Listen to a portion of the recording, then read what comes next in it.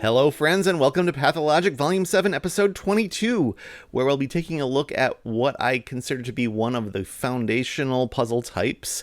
And once you learn the techniques in here, they're applicable to a lot of other puzzles. So this will be a great one for us to look at. It's a yin-yang, and first off, let's take a look at the rules.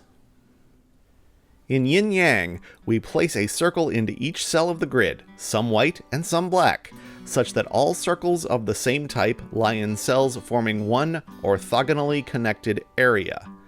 Orthogonally connected, if you're not familiar with that term, just means that from any one cell in the area, we can get to any other cell in that area by traveling horizontally and vertically within that area. And no 2x2 region may contain all one type of circle. So we can have 3 black and 1 white, or 2 white and 2 black, or 3 white and 1 black, but never all 4 the same. Those are all of the rules of yin-yang, so it's time to solve a puzzle. Today's yin-yang puzzle was set by Jovial. One of the rules is that once we have 3 cells in a 2x2 area that are the same color, we can't have a fourth, and a couple of those are given to us. So let's just start off by marking those in the grid in these 4 places.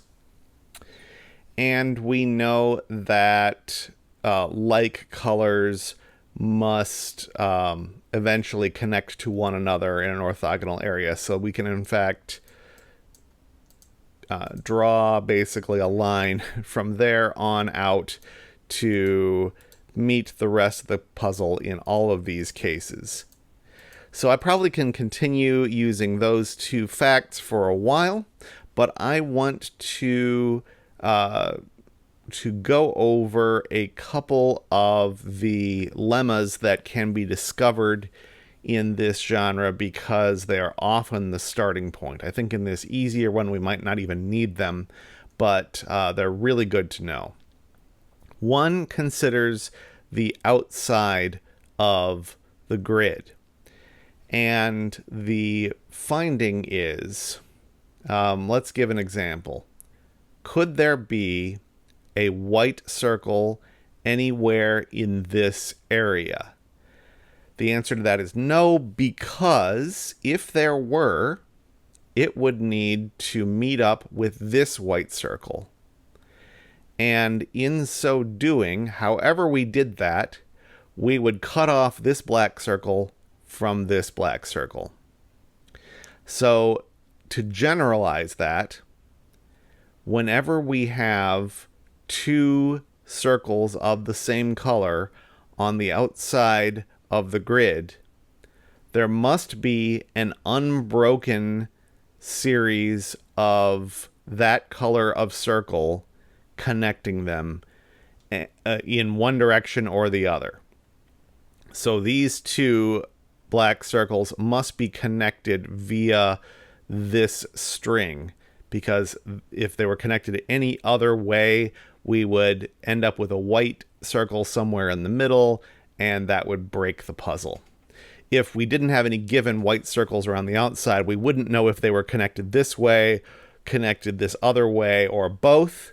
But in this example, we can mark all of these as black circles, and likewise we can mark all of these as white circles. We don't know how far this string of white circles continues, how far this string of black circles continues, but we know that they will be unbroken in both cases. The other thing that will come in handy very frequently is the fact that, let's consider, let's see, can I do this in the middle anywhere? I probably had one that I have since moved past already. I think the best I can do is right here. We've got 3 white circles and we put a black circle here. Now, can this circle be black? And it could, by our previous rule, we could continue this string of black cells all the way up to here. But I know that we don't, because when we have a checkerboard pattern of 2 black cells and 2 white cells, there is no way to connect those 2 black cells without them enclosing one and only one of the white circles. No matter how we do it, either let's assume that this wasn't a border of the grid. Either this comes around to here or it comes around to here. Either way, it's going to encircle exactly one of the 2 white circles and therefore cut those off from each other, and they need to be connected. So the lesson is that you may never have a checkerboard anywhere in the middle of a yin-yang puzzle. So that tells me for certain that this is a white cell. And so we can now use those to complete the puzzle pretty quickly, now that we have those 2 facts in mind. So 3 whites means we got a black here. The black and the black have to connect by virtue of our first lemma. We've got 3 black cells, need a white cell, same thing up here. We need a black one here because we've got 3 white ones. That's got to connect to the other black cells, and we've done the entire border. We've just got a little bit in the middle to take care of. 3 white cells means a black cell here. 3 black cells means a white cell here. 3 white cells means a black cell here.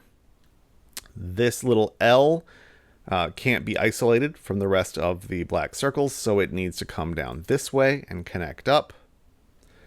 This larger area of black circles also needs to connect to the outside world, and it can only do it through this little avenue here, meeting up with this, and then continuing on right there. And that is how you solve a yin-yang.